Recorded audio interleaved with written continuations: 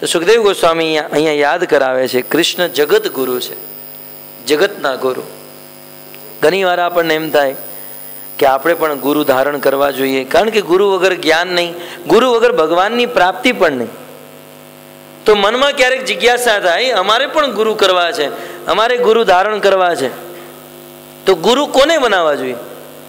તો સુખદેવ ગોસ્વામી કહે છે કે અન્ય કોઈ પણ જગ્યાએ આપણું ધ્યાન અને દ્રષ્ટિ દોર્યા વગર આ સંસારના એકમાત્ર ગુરુ ભગવાન શ્રી કૃષ્ણ છે, જગત ગુરુ. અને શાસ્ત્રમાં અન્ય વચનોમાં પણ કીધું છે, વસુદેવ સુતમ દેવમ કંસ ચાણુર મર્દનમ દેવકી પરમાનંદમ કૃષ્ણમ વંદે જગત ગુરુ. એ વસુદેવના પુત્ર દેવકીને આનંદ દેવા વાળા ભગવાન શ્રી કૃષ્ણ છે, જગતના ગુરુ છે, અત એમને વંદન કરવા જોઈએ. અને વાસ્તવમાં ભક્તો, કદાચ આપણે સંસારમાં અન્ય ગુરુ બનાવીએ, પણ સાચા ગુરુ તો પરમાત્મા હૃદયમાં ભગવાન શ્રી કૃષ્ણ બેઠા છે. કારણ કે બહારથી કોઈ ગુરુ ગમે એટલું જ્ઞાન આપે, ગમે એટલો ઉપદેશ આપે, જ્યાં સુધી અંદર બેસેલા ગુરુ ભગવાન શ્રી કૃષ્ણ એ વ્યક્તિને બુદ્ધિ ન આપે, ત્યાં સુધી વ્યક્તિ એ જ્ઞાનને સ્વીકાર ન કરી શકે. તમે શ્રીમદ ભાગવતના પ્રથમ સ્કંદમાં શ્રી સૂત ગોસ્વામી કથા સંભળાવતા કહે છે કે જ્યારે મહાભારતના યુદ્ધ પછી યુધિષ્ઠિર મહારાજને બહુ શોક થયો. યુધિષ્ઠિર મહારાજ રાત દિવસ રડતા હતા, એમની આંખોમાંથી આંસુ નહોતા સુકાતા. અને જેટલા પણ ઋષિમુનિ યુધિષ્ઠિર મહારાજને ત્યાં આવે, ભોજન કરી બસ એનું એક જ કામ, યુધિષ્ઠિર મહારાજની બાજુમાં બેસે, એમને સમજાવે. પણ યુધિષ્ઠિર મહારાજના હૃદયમાં અત્યંત શોક. અને ત્યારે બધા ઋષિમુનિઓ, વ્યાસ આદિ ધૌમ્ય ઋષિમુનિઓએ કીધું કે કૃષ્ણ અમારાથી તો નથી માનતા, હવે તમે જ એને મનાવો. કારણ કે આ સંસારમાં એવો કયો વ્યક્તિ છે જે તમારા દ્વારા માની ન શકે? તમે મનાવો. સુત ગોસ્વામી કહે છે, એ સમયે ભગવાન શ્રી કૃષ્ણ પણ યુધિષ્ઠિર મહારાજને મનાવે કે મહારાજ તમે ચિંતા ન કરો, તમે આ યુદ્ધ કર્યું, આ કોઈ અધર્મ નહીં, આ ધર્મ યુદ્ધ હતું. યુધિષ્ઠિર મહારાજ કૃષ્ણ દ્વારા સમજાવ્યા છતાં પણ માનતા નથી. વારંવાર કૃષ્ણ સમજાવે કે યુધિષ્ઠિર મહારાજ માની જાઓ, તમારે ચિંતા કરવાની જરૂર નથી, તમે નરકમાં નહીં જાઓ, તમે જે કર્યું સારા માટે કર્યું, તમે અધર્મનો વિનાશ કર્યો, ધર્મની સ્થાપના કરી, આ બધો શ્રેય તમને જ. પણ છતાં યુધિષ્ઠિર મહારાજનો શોક દૂર ન થયો. અને ત્યારે સુદ ગોસ્વામી લખે છે કે આનું એકમાત્ર કારણ કૃષ્ણેન અદ્ભુત કર્મણા. આ દુનિયાનો એવો કયો વ્યક્તિ છે જેને કૃષ્ણ સમજાવવા બેઠને માને નહીં? અર્જુન જેવો અર્જુન પણ ભગવાન શ્રી કૃષ્ણની વાતને માની ગયો. અને દેવતાઓની વાત તો દૂર રહી, ભક્તોની વાત દૂર રહી, અસુરો પણ ભગવાનની વાતમાં મોહિત થઈ જાય. વિકાસુરની કથા તમે સાંભળી હશે કે એકવાર એ વિકાસુર બહુ શિવજીની તપસ્યા કરી, શિવજીને પ્રકટ કર્યા, કીધું શું જોઈએ છે? તો વિકાસુરે કીધું મારે અમર થવું છે. શિવજી કે અમર તો હું નથી, બીજું કંઈ માંગી લો. વિકાસુરે કીધું એક કામ કરો, તમે મને એવું વરદાન આપો કે જેના માથા ઉપર હું મારો હાથ મૂકું એ સળગીને ભસ્મ થઈ જાય. શિવજીએ કીધું તથાસ્તુ. અને પછી એનું નામ થયું ભસ્માસુર, કારણ કે જેના માથે હાથ મૂકે એ ભસ્મ થઈ જાય. તો એ ભસ્માસુરે વિચાર કર્યો કે શિવજી મને વરદાન તો દઈ દીધું, જેના મસ્તક ઉપર હાથ મૂકું એ ભસ્મ થઈ જશે. હવે કોના મસ્તક ઉપર હાથ મૂકું? શિવજીની પત્ની બહુ સુંદર છે. શિવજીની પત્ની જે પાર્વતી છે અત્યંત સુંદર, એની તુલનામાં અન્ય કોઈ સ્ત્રી નહીં.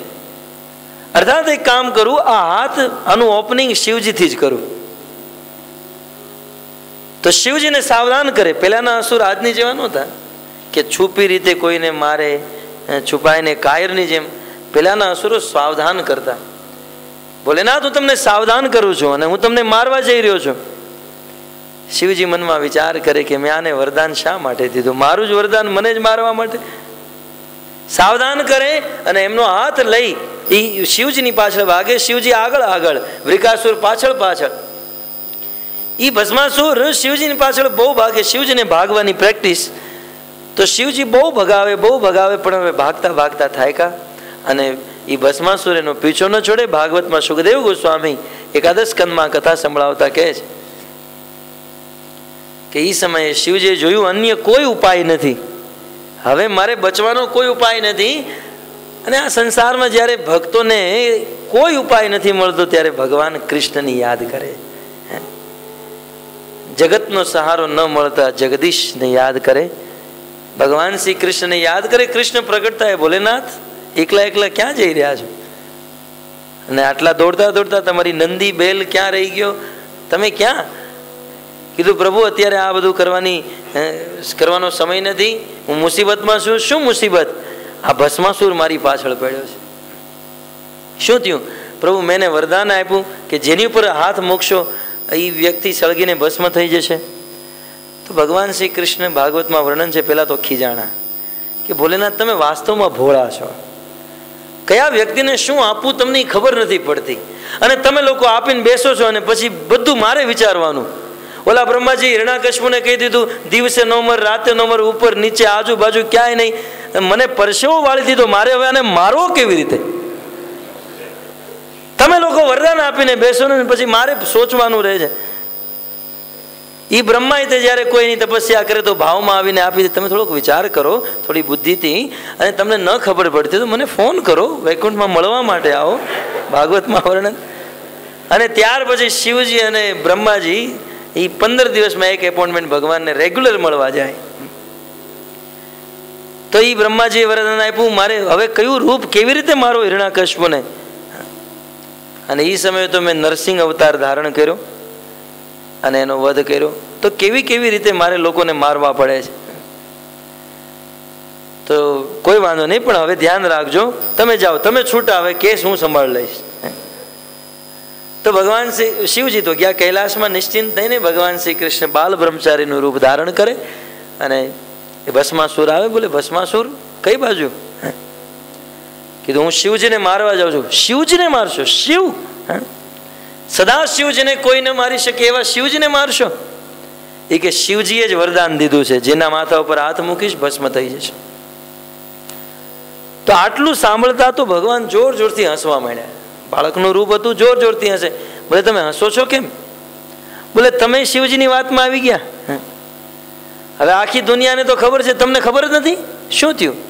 એ કે જે દિવસથી દક્ષ પ્રજાપતિએ શિવજીને કાઢી મૂક્યા છે એ દિવસથી શિવજીની સમસ્ત શક્તિ વિહીન થઈ ગઈ છે. શિવજીમાં કોઈ શક્તિ નથી રહી. અને તમને એ નથી ખબર, દક્ષ પ્રજાપતિએ સમસ્ત દેવતાઓને યજ્ઞનો ભાગ પણ આપવાનું બંધ કરી દીધું છે. સમસ્ત દેવતાઓની શક્તિ સામર્થ્ય વધી રહ્યું છે, પણ શિવજીમાં કોઈ દમ નહીં, કોઈ પ્રભાવ નહીં. અને કદાચ એનામાં પ્રભાવ હોત તો પોતાની માટે એક બ્લોક, એક ફ્લેટ નો ખરીદ્યો હોત, એક નાની એવી ઝોપડી તો બનાવી હોત ને. કોઈ વસ્તુ એની પાસે હોય તો ખરે ને. અને કદાચ તમને મારી ઉપર વિશ્વાસ ન હોય તો તમારો હાથ તમારા મસ્તક ઉપર મૂકીને જોઈ લો, તરત તમને ખબર પડશે, અનુભવ થશે, એમાં કોઈ પ્રભાવ નહીં. ભગવાન શ્રી કૃષ્ણ એવી વાતમાં ફસાયા, ભસ્માસુરે હાથ પોતાના મસ્તક ઉપર મૂક્યો, સળગીને ભસ્મ થઈ ગયો. આ સંસારનો એવો કયો વ્યક્તિ છે જેને ભગવાન શ્રી કૃષ્ણ મનાવે અને ન માને? આજે સાક્ષાત કૃષ્ણ યુધિષ્ઠિર મહારાજને મનાવી રહ્યા છે અને નથી માનતા. આનું કારણ સુત ગોસ્વામી કહે છે, કૃષ્ણેન અદ્ભુત કર્મણા. એ કૃષ્ણની જ ઈચ્છા છે કે યુધિષ્ઠિર મહારાજ ન માને. કારણ કે બહારથી તો એમ કહે છે કે યુધિષ્ઠિર મહારાજ તમે માની જાઓ, તમે ચિંતા ન કરો, પણ એ જ યુધિષ્ઠિર, એ જ ભગવાન કૃષ્ણ હૃદયમાં ગુરુ રૂપે બેઠા છે, પરમાત્મા રૂપે. અને પરમાત્મા રૂપે, ગુરુ રૂપે ભગવાન યુધિષ્ઠિર મહારાજને કહે છે માનતા નહીં. બહારથી મનાવે છે, ચિંતા છોડો ને, નથી કહે છે નહીં, આ તદ્દન ખોટું બોલે છે.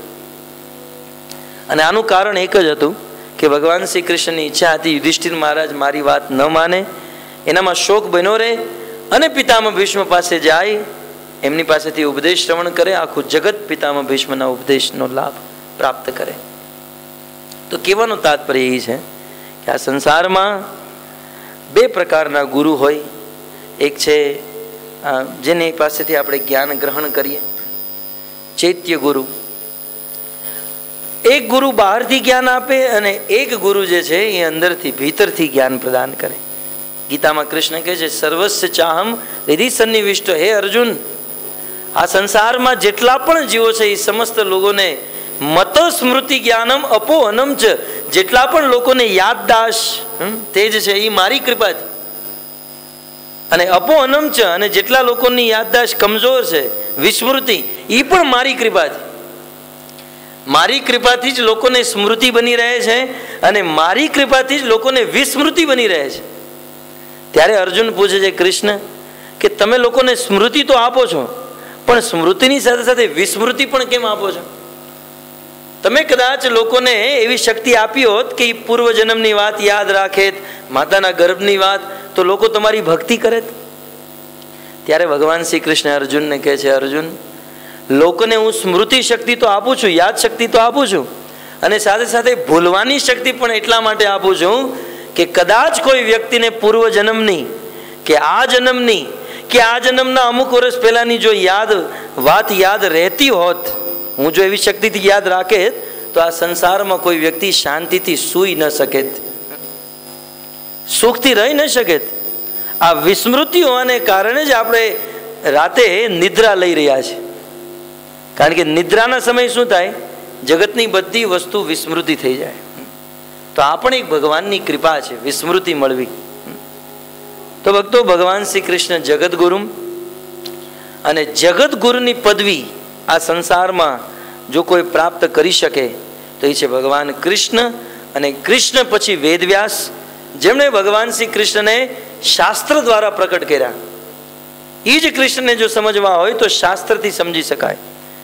તો જગતગુરુ ભગવાન કૃષ્ણ, ત્યારબાદ વેદવ્યાસ, અને વેદવ્યાસજી પછી જગતગુરુની ઉપાધિ જો કોઈને આપી શકાતી હોય તો વેદવ્યાસજી દ્વારા લિખિત શાસ્ત્રનો જે પ્રચાર કરે, વેદવ્યાસજી દ્વારા લિખિત ગીતા, ભાગવત અને રામાયણ એઝ ઇટ ઇઝ યથારૂપ રૂપે સમાજમાં જે એનો પ્રચાર કરે, જ્ઞાન પ્રદાન કરે, એ છે આ સંસારના જગતગુરુ. અને ભક્તો, વેદવ્યાસજી પછી આપણી આ સંસારમાં જગતગુરુની ઉપાધિ ऐसी भक्ति वेदांत स्वामी शिल प्रभुपाद जी ने प्राप्त करी. शिल प्रभुपाद जी ने, प्रभुपाद जी नहीं कि प्रभुपाद जी ना शिष्यों नहीं, आ संसारना विद्वान समाज, आ संसारनो एक मोटो विद्वान समाज है जेमणे प्रभुपाद जी ने बिरदाव्या जगत गुरुना रूपे. कारण के भक्तो, वेदव्यास जी द्वारा रचित शास्त्र में पण अनेको भाग, कर्मकांड, उपासना, ज्ञानकांड, અને જે કર્મકાંડમાં વ્યક્તિ ફસાય તો ભગવાનની પ્રાપ્તિ ન કરી શકે. તો કહેવાય છે વેદોના સમસ્ત સિદ્ધાંતોને એકમાત્ર સ્થાને શીલ પ્રભુપાદજીએ લાવીને રાખી દીધા. કહેવાય છે પ્રભુપાદજી આ સંસારમાં વેદોનો સાર એકમાત્ર ભક્તિ છે, આ સાબિત કર્યું. અને એટલા જ માટે એમને એક ઉપાધિ પ્રાપ્ત થઈ, એમનું નામ થઈ ગયું ભક્તિ વેદ અંત સ્વામી. આપણે કહીએ ને ભક્તિ વેદાંત સ્વામી. ભક્તિ વેદાંતનો અર્થ શું છે? વેદોનો અંત એકમાત્ર ભક્તિ જ છે, જેણે આ અનેકો પુરાવાથી, અનેકો સબૂતથી સાબિત કર્યું. એટલા માટે એમનું નામ થયું ભક્તિ વેદાંત સ્વામી. તો ભક્તો, જગત ગુરુ, તો શ્રી સુખદેવ ગોસ્વામી કહે છે કે આવા જગત ગુરુ ભગવાન શ્રી કૃષ્ણ જે પરમ જ્ઞાની છે, અને પરમ જ્ઞાની હોવાને કારણે એ ગ્રહસ્થ જીવનમાં એમના દિવસો વીતી રહ્યા છે છતાં પણ ખુશ છે.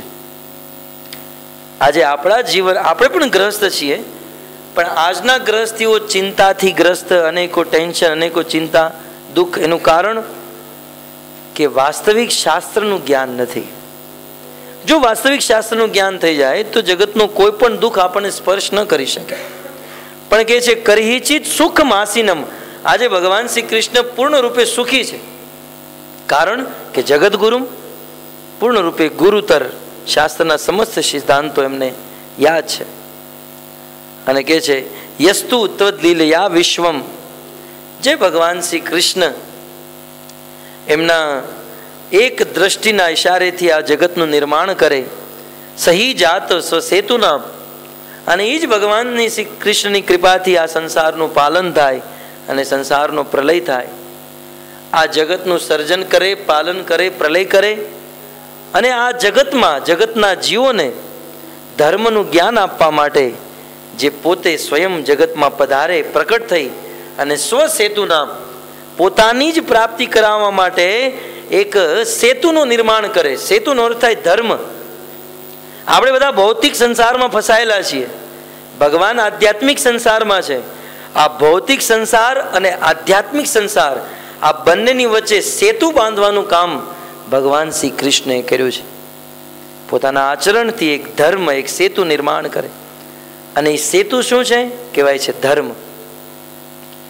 તો આ ધર્મનું નિરૂપણ કરતા ભગવાન શ્રી કૃષ્ણ અનેકો ઐશ્વર્યોની વચ્ચે દ્વારિકામાં પોતાના મહેલમાં એક સોનાના આસન ઉપર બિરાજમાન છે.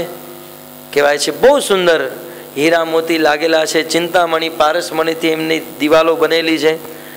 અને જે પલંગ ઉપર એ શયન કરી રહ્યા છે, બિરાજમાન છે, એ પલંગ પય ફેન નિભે શુભે. કહેવાય છે એ પલંગનું જે ગાડલું છે, આજે તો આપણું ગાડલું વધારે ને વધારે આપણે પૈસા ખર્ચ કરીએ તો કેટલું નરમ આપણને પ્રાપ્ત થાય. કહેવાય છે ભગવાન શ્રી કૃષ્ણનું ગાડલું કેટલું નરમ હતું કે છે દૂધ જ્યારે ગાય તાજું દૂધ આપે અને તાજું દૂધ જ્યારે પાત્રમાં ભરવામાં આવે તો એની ઉપર ફીણ બની જાય, સફેદ ફીણ. એ ફીણ જેટલા નરમ હોય એટલું જ નરમ ભગવાન શ્રી કૃષ્ણની દ્વારકા નગરીમાં ગાડલું હતું, બિલકુલ નરમ. તો પય ફન નિવેશ શુભ્રે, અને એટલું જ શ્વેત, એટલું જ સફેદ. પર્યંકે કશિપુત્તમે, અને બહુ સુંદર આસન ઉપર બિરાજમાન છે. દેવી રૂકમણી એમની સેવા કરી રહી છે. અને ભગવાન શ્રી કૃષ્ણને ગૃહસ્થ જીવનનો એક આનંદ લેવાની ઈચ્છા થઈ. ભગવાન શ્રી કૃષ્ણની ઈચ્છા થઈ કે હવે હું ગૃહસ્થ બન્યો છું તો સંસારના લોકો ગૃહસ્થીઓનો આનંદ લે છે, હું પણ લઉં. તો દેવી રૂકમણી સેવા કરી રહી છે અને સેવામાં દેવી રૂકમણી ભગવાનને પંખો નાખી રહી છે. અને એ સમયે ભગવાન શ્રી કૃષ્ણ બોલ્યા. સુખદેવ ગોસ્વામી કહે છે, ભગવાન શ્રી કૃષ્ણ કહે છે, રૂકમણી રાજપુત્રી ઇપ્સિતા ભૂપે લોકપાલ વિભૂતિવી. રૂકમણી શું કહું?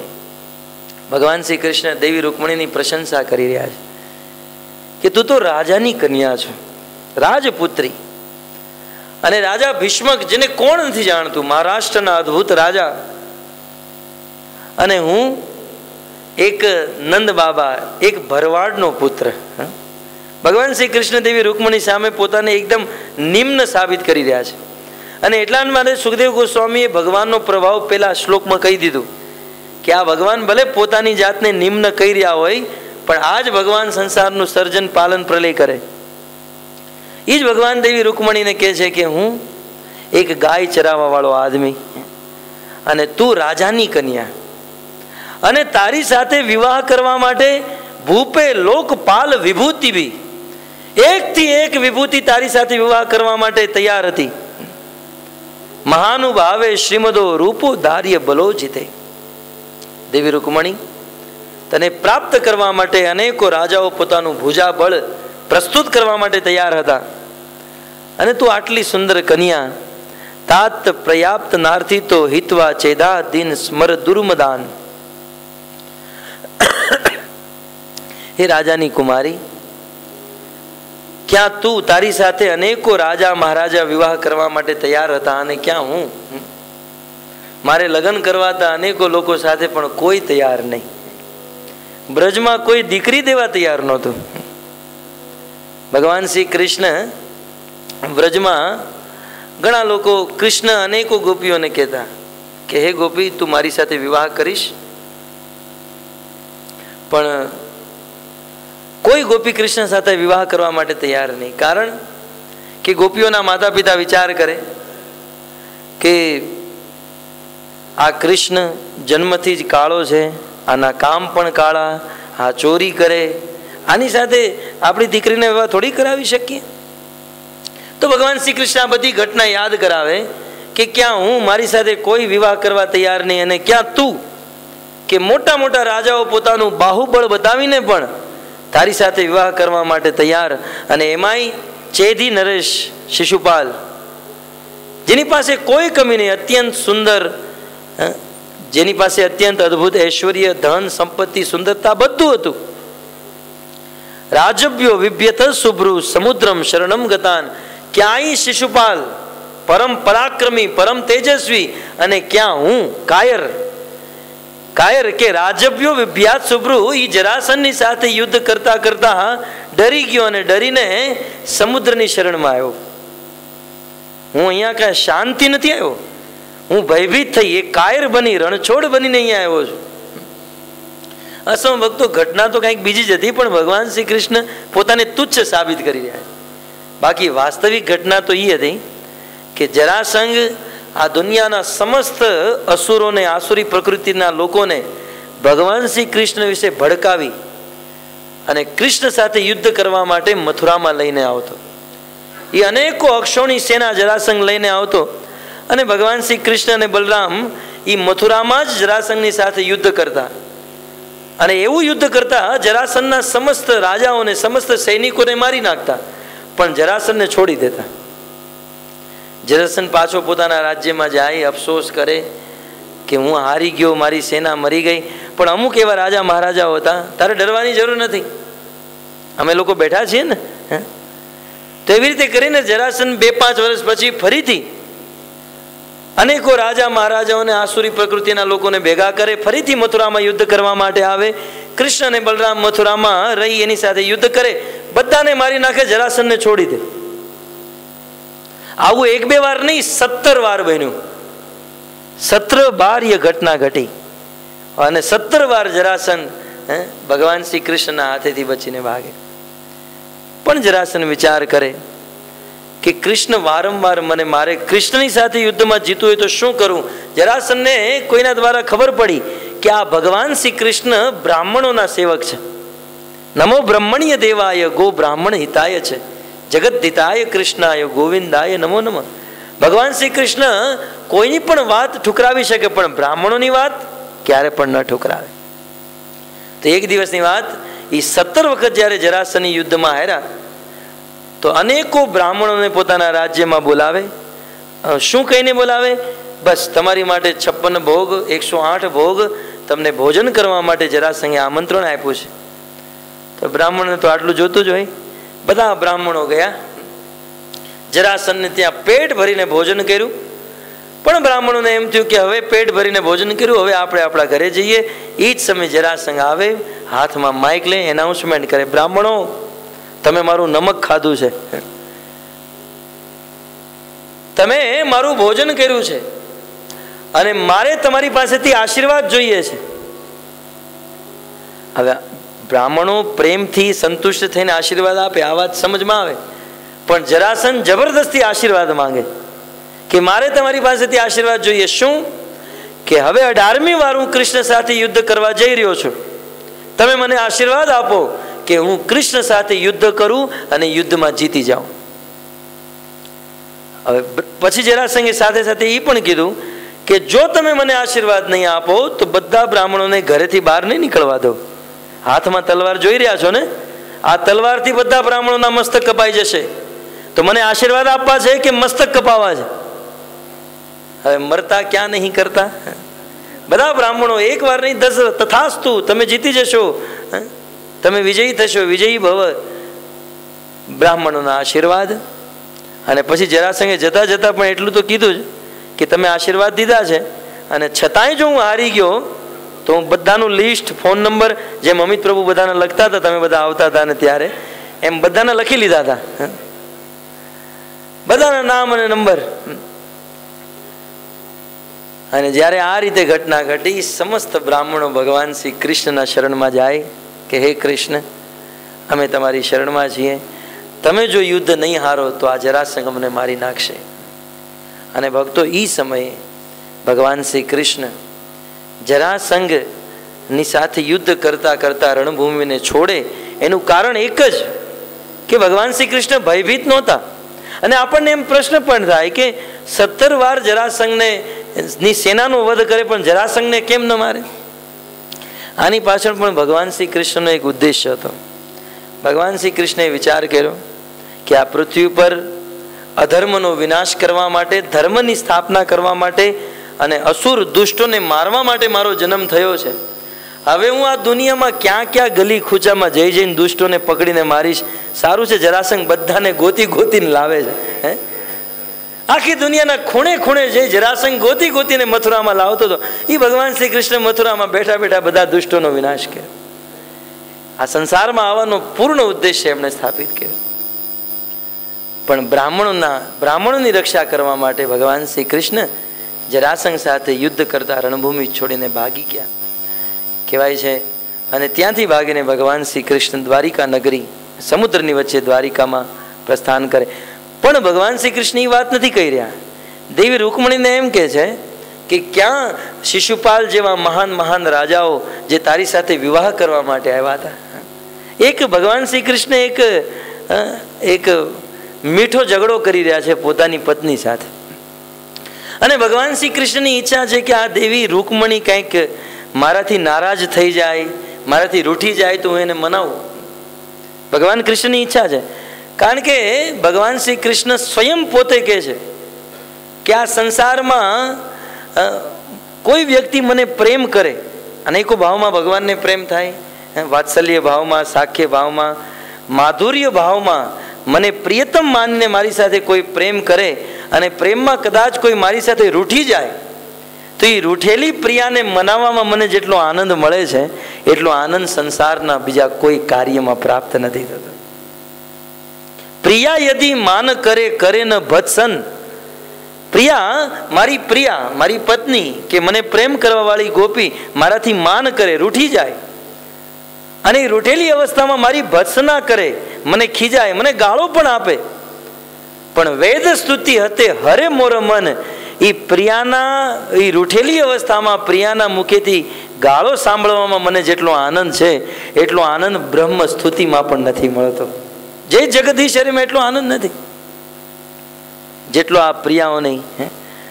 તો વિવાહ થયા અનેકો વર્ષ વીતી ગયા છતાં પણ દેવી રૂકમણી આજ સુધી રૂઠી નથી. અને ભગવાન શ્રી કૃષ્ણની ઈચ્છા થઈ.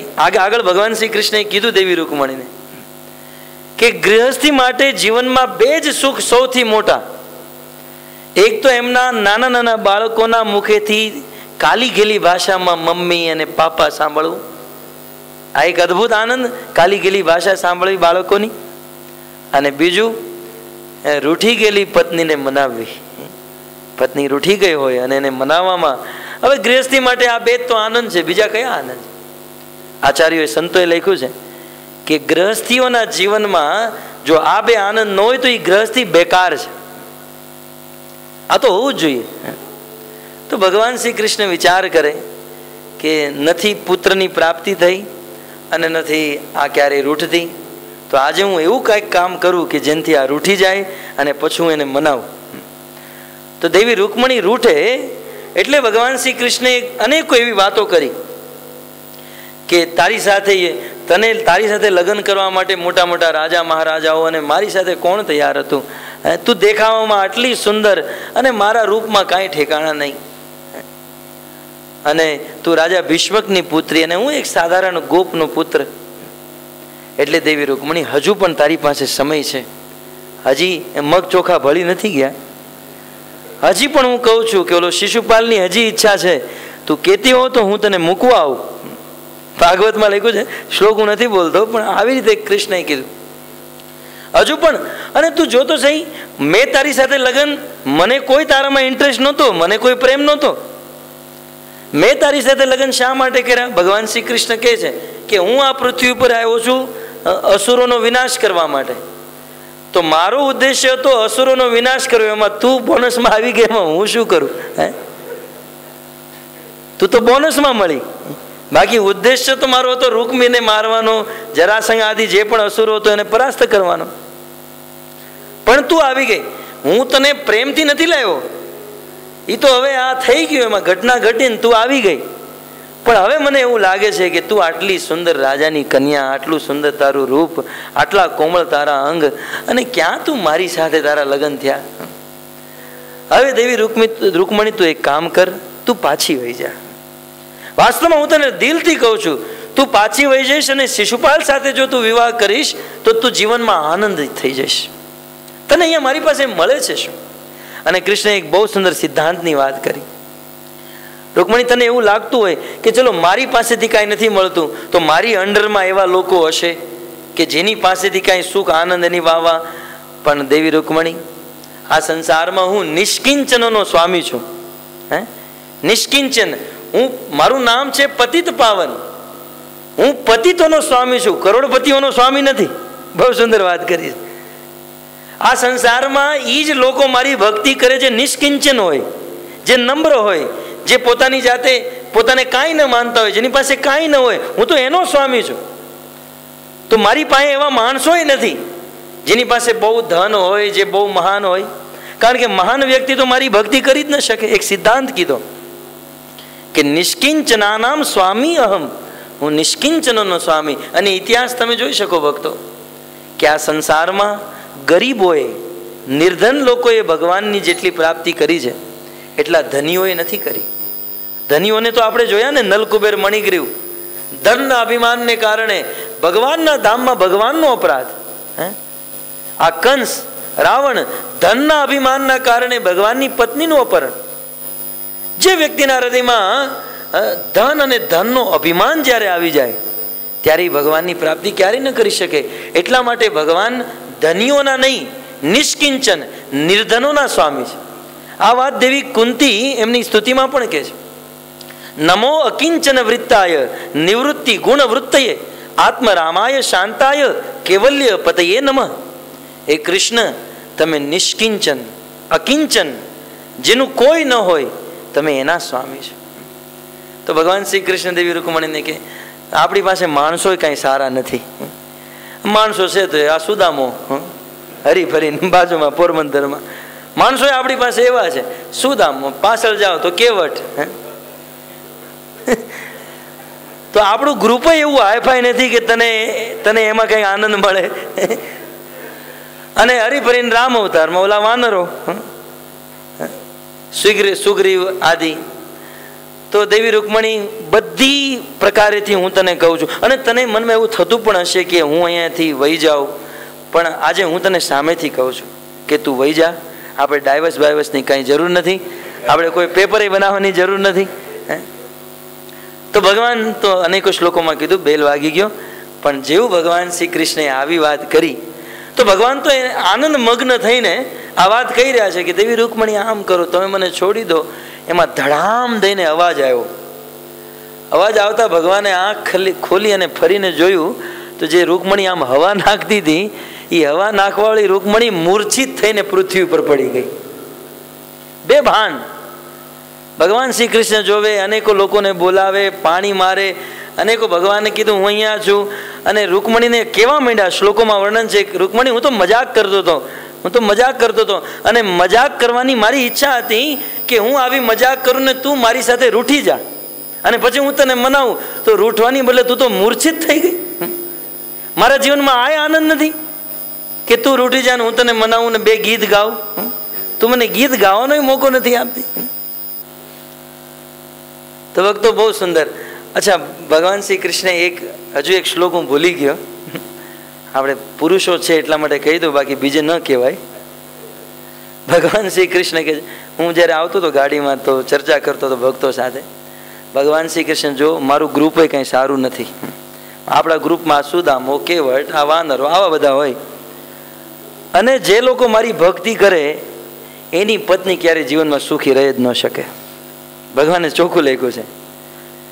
મારી પત્ની સુખી ન રહી શકે એ તો દૂરની વાત છે, મારી ભક્તિ કરવા વાળાની પત્ની આ સંસારનો ક્યારેય ભોગ ભોગવી નહીં શકે રૂકમણી. અને આ સત્ય વાત છે. આપણી માટે કહી દઉં, જે લોકો ભક્તિમાં લાગ્યા છે એની પત્નીને જો ભૌતિક ભોગની ઈચ્છા હોય ને તો એ ભૂલી જવું જોઈએ. કારણ કે જે વ્યક્તિ શાસ્ત્રને જાણી ચૂક્યો છે, ભક્તિને જાણી ચૂક્યો છે, એ વ્યક્તિ પોતે તો ભોગોમાં નહીં ફસાય, પણ ક્યારેય પોતાની પત્નીને પણ ભોગોમાં ફસાવા નહીં દે.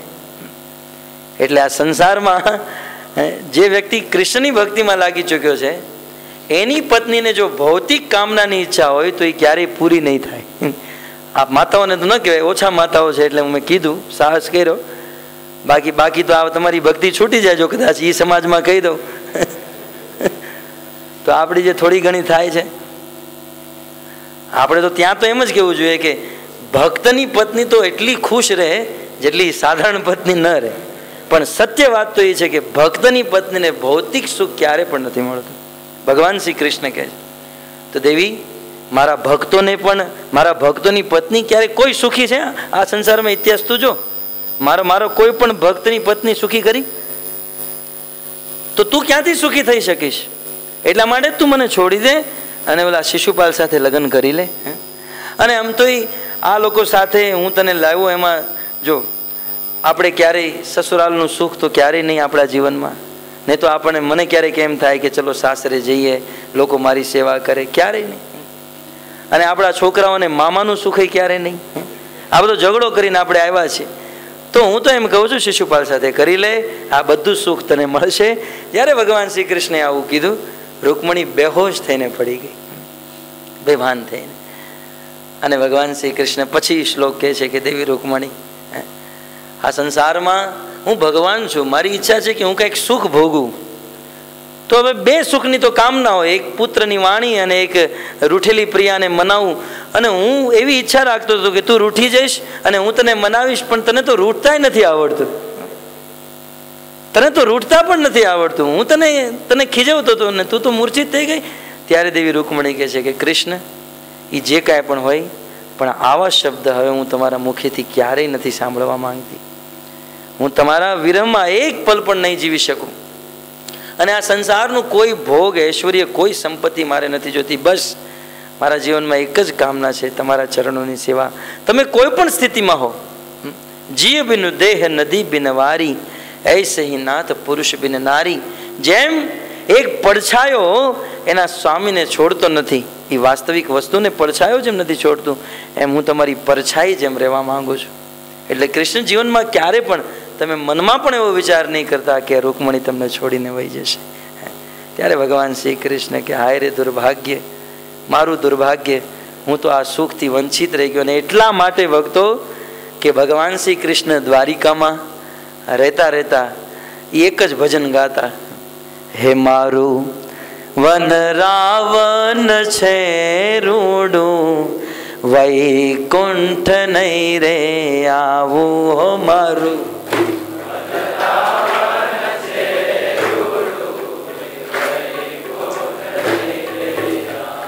હે મારું વન રાવણ છે રૂડું, વૈકુંઠ નહીં રે આવું. મારું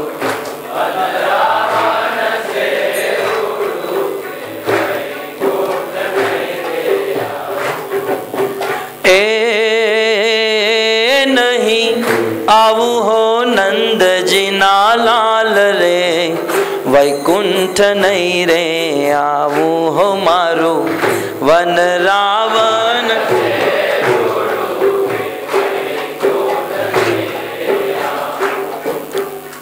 એ અદ્ભુત ઐશ્વર્યોની વચ્ચે રહીને પણ ભગવાન શ્રી કૃષ્ણ રાત દિવસ રોતા હતા.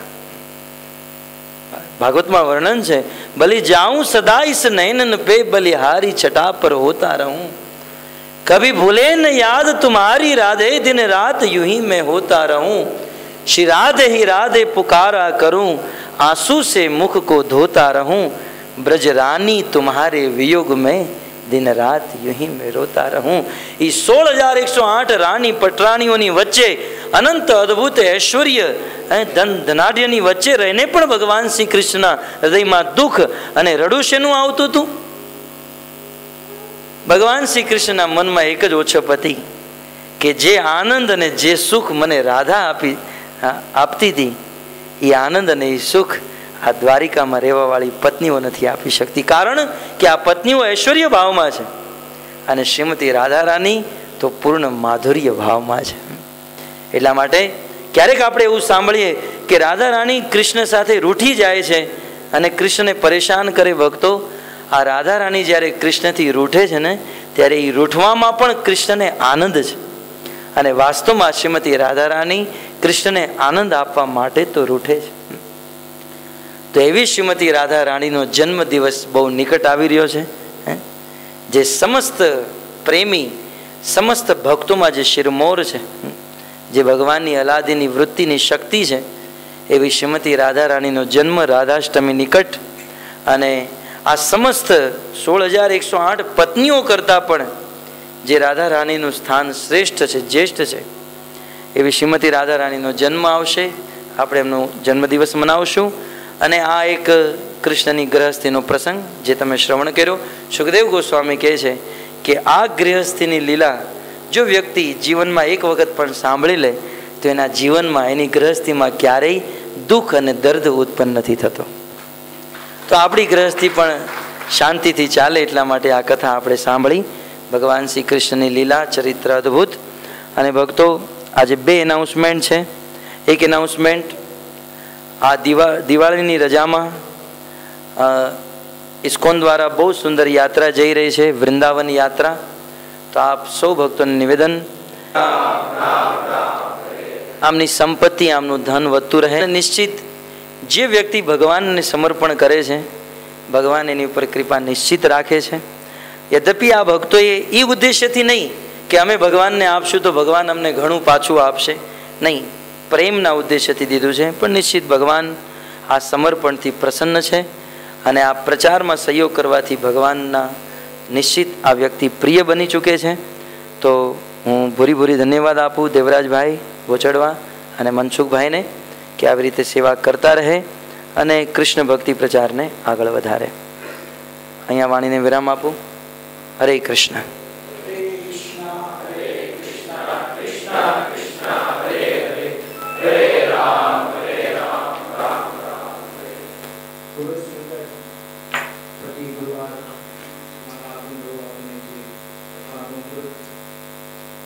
સંસારના અસંખ્ય કરોડ કોટો દુઃખને કાપી નાખી જેવું પ્રવર્તન આપણે પ્રતિકૂળ આપી રહ્યા છે. ભાવો એનો